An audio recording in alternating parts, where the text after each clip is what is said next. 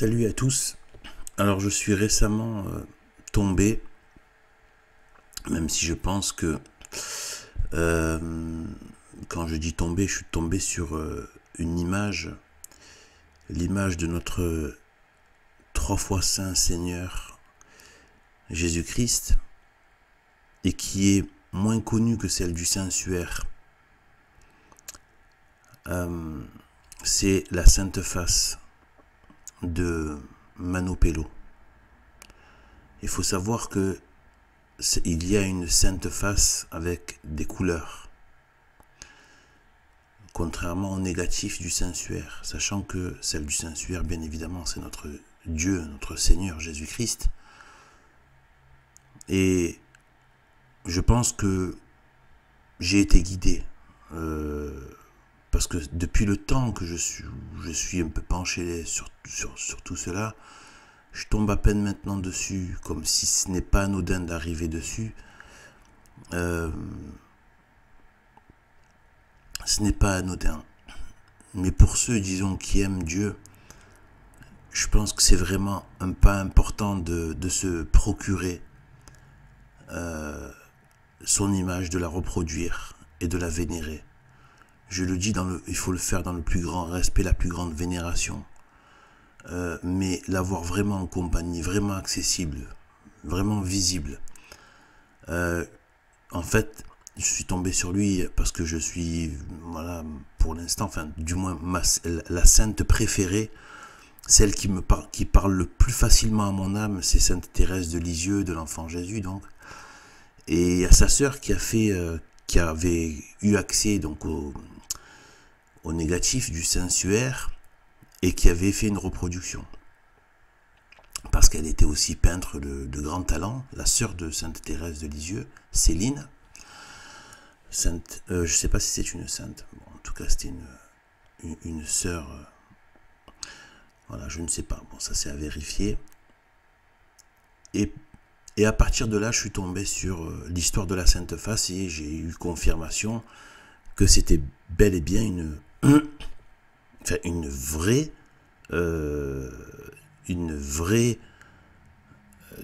c'est un vrai objet d'adoration. C'est reconnu par l'Église.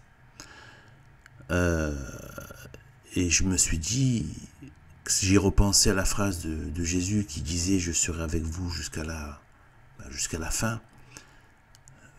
C'est peut-être une des façons, bien sûr, c'est pas la seule. Il y a le Saint-Esprit, il y a tout cela, mais bien sûr, il y a l'Église, il y a Sainte Marie, bien évidemment. Mais là, je parle aussi, vu qu'on est des êtres de chair aussi, qu'on a besoin de choses sensibles, eh bien, nous connaissant parfaitement, je pense que c'est pas anodin. Je pense que c'est pas fait pour que ce soit vu uniquement lors d'expositions.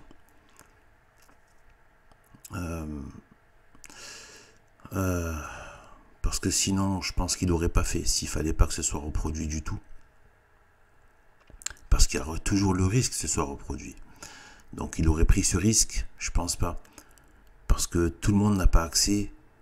Imaginez pendant tout le Moyen-Âge, etc., le saint Moyen-Âge, le beau Moyen-Âge, la plus belle époque de l'humanité, donc le Moyen-Âge chrétien, bien sûr, pas le Moyen-Âge païen ou islamique, ou juif. Eh bien, se déplacer, vous imaginez rien que de nos jours, c'est pas évident de se déplacer, l'essence, ça coûte cher, etc. et tout. Tout cela, le temps, est-ce qu'on a le temps, on doit travailler, est-ce qu'on a le temps d'aller se déplacer, etc. Donc, moi je pense que la reproduction à l'époque par des peintres et maintenant donc, par d'autres supports, moi je me le suis imprimé. Et il ne faut pas non plus minimiser le travail des peintres qui ont rendu une image encore plus sublimée quelque part. Et je pense qu'ils étaient, comme Fra Angelico, ils étaient aussi les instruments du Saint-Esprit. Fra Angelico, hein, cherchez, vous verrez. Donc il s'est inspiré de cette image-là pour faire l'image du Christ. Et si vous faites les points, si vous prenez la Sainte Face de Mano Pello et celle du Saint-Suaire, vous voyez qu'elles correspondent parfaitement. Alors celle du Saint-Suaire, le visage de notre Seigneur est très marqué.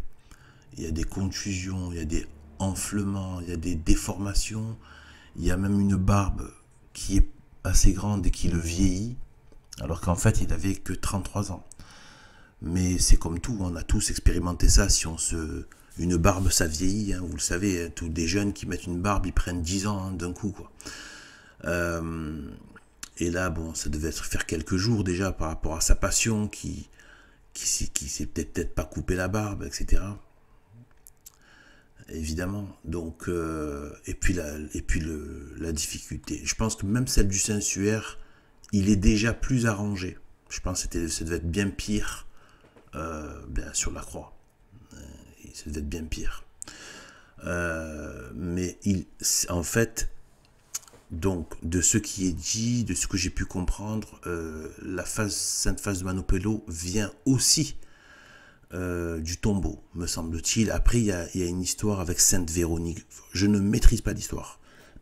Donc, ne prenez pas, pardon, pour argent comptant, directement ce que je viens de dire. Mais en tout cas, ce qui est certain, c'est que c'est une image miraculeuse. Il faut se pencher sur les images miraculeuses. Si Dieu l'a voulu, c'est que c'est pas pour rien. Ces images, et n'oubliez pas que Satan, comme je dis dans pas mal de mes vidéos, travaille sur l'imagination. Mais ça peut aussi travailler dans le bon sens, dans le mal comme dans le bien. Donc il faut regarder des belles images christiques, les beaux tableaux du christianisme, enfin de Fra Angelico notamment, mais bien d'autres aussi. Et bien, faut pas oublier. Donc moi j'ai aussi celle de l'image de Sainte Notre-Dame de Guadalupe, celle que je préfère et où je la trouve la plus merveilleusement belle et d'une beauté. Quand on se met à regarder son visage, il y a tout qui y est, quoi. La beauté, l'humilité, la hauteur morale qui transparaît avec la beauté physique.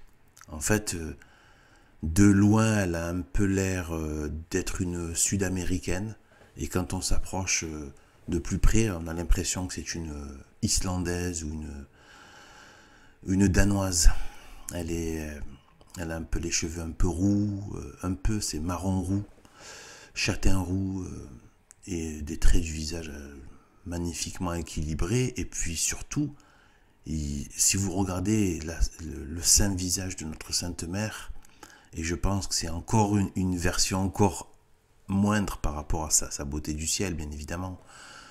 Mais là, c'est qu'on voit en fait son humilité. Essayez de trouver une trace de fierté mal placée par rapport à sa beauté, par rapport à son rang dans le règne de Dieu. Essayez de trouver une trace de manque de vertu, d'exagération, d'appropriation de personnel des choses. C'est de la sainteté pure. Regardez, plongez votre regard dans le visage. Essayez de regarder les traits de son visage. C'est la sainteté pure. Voilà. Même chez les femmes les plus belles, même qui ont des visages angéliques, des fois on sent une petite note de sensualité mal placée, de petit orgueil, de petite arrogance, de petite appropriation de sa beauté, comme si c'était pas une grâce de Dieu. Là, on dirait que sa beauté n'est là que pour rendre grâce. Et ça la rend d'autant plus merveilleuse. Et le saint visage de notre Seigneur, donc, bon, là où il a les yeux fermés, et dans la sainte face, donc il a les yeux ouverts.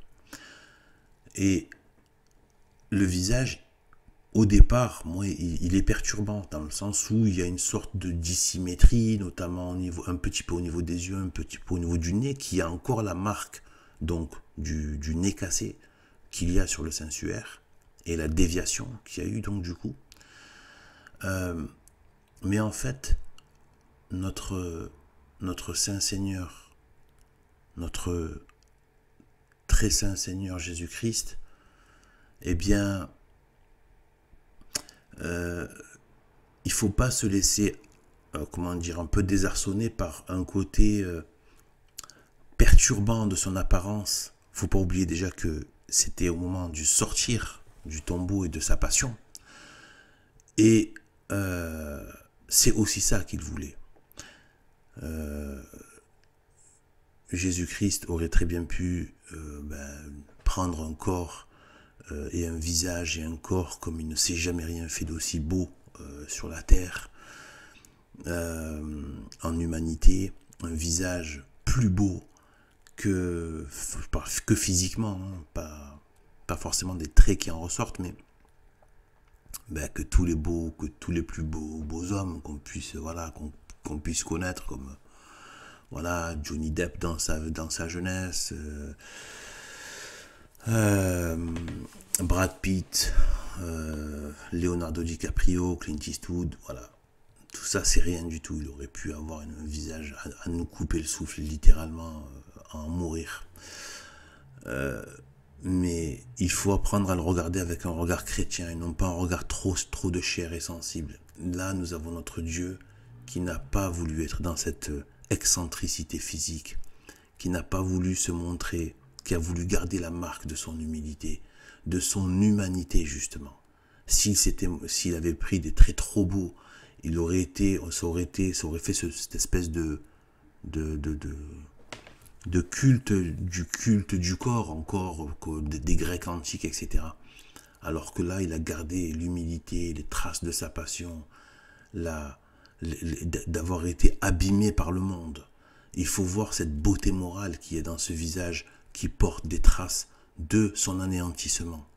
Jésus-Christ est d'une beauté incommensurable qui dépasse notre entendement, mais ça c'est pour le ciel. Et franchement, mon cœur vacille. Vraiment, j'ai peur de passer en enfer et de ne pas voir mon Dieu, quoi, et de vivre avec les saints. J'ai peur. Ne croyez pas que je vous dis ça en disant oui, mais en fait je suis sûr de non, je suis sûr de rien, je crains tout le temps en fait. Et donc en fait, il y a aussi Fra Angelico, qui a donc, et un certain Rogier Van der quelque chose. Faudra faire des petites recherches. Et donc voilà, moi je me suis aussi imprimé des visages faits par Fra Angelico parce qu'ils se sont inspirés justement de cette sainte face de Manopello pour en donner parfois, pas tout le temps, hein, des fois ils ont gardé les marques de la passion, mais et du caractère, d'anéantissement, d'humiliation qu'il a accepté de subir. Mais il y a aussi des fois des représentations plus apaisées et plus reposées. Et c'est très bon de le voir. Et je pense qu'il y a vraiment une action mystique qui se passe avec la présence de ces images pour nos esprits, notre imagination étant très éponge et poreuse. Le diable le sait, il en profite bien pour nous mettre des sales images, des sales paroles qui frappent notre imagination et des sales images qui frappent notre imagination et qui par la répétition peuvent faire pénétrer donc dans notre âme les ordures. Mais la bonne nouvelle, c'est aussi que les belles images et regarder la croix, eh bien ça peut faire le même effet. Donc il faut s'exposer à la croix, il faut exposer notre regard et notre imagination à la sainte face de notre Seigneur. Voilà, si vous avez des doutes sur la façon de faire, etc., parlez-en à votre prêtre. C'est des vacantistes catholiques, c'est des vacantistes. Même si vous n'êtes pas loin, sur internet il y a la liste. D'ailleurs je compte faire une carte géographique. Je compte la mettre. Il faudra que je fasse un petit peu ce travail là. Je crois qu'il n'est pas fait. Une carte où on peut accéder aux messes Nonulacum contre ce Vatican apostat. Je précise ici que nous ne sommes pas anti-Vatican de l'église romaine, bien au contraire. D'ailleurs, le but, ce serait même de reprendre Rome. Hein. Mais bon, voilà. Mais pour refaire un vrai catholicisme et non pas un catholicisme gauchiste, LGBT et du monde, voilà. Et du monde, c'est-à-dire de Satan. Mais de faire l'église de Dieu. C'est pas nous qui la ferions, bien sûr, parce que sans Dieu on peut rien faire, mais voilà. Voilà, c'était un petit peu ça, et parlez-en avec un prêtre, c'est des vacantistes, appelez-le par téléphone, ils répondent en général, ils peuvent vous répondre. Voilà, en termes, pour vous dire comment vénérer, non, adorer. C'est Sainte Marie qu'on doit vénérer et donner une dévotion la plus grande qui soit. Donc après Dieu. Mais on ne peut pas adorer Sainte Marie, on adore que Dieu, la Sainte Trinité, et on vénère et on a une dévotion infinie aussi pour Sainte Marie. Voilà, sur ce, je vous dis un de ces quatre. Que Dieu vous bénisse. Salut.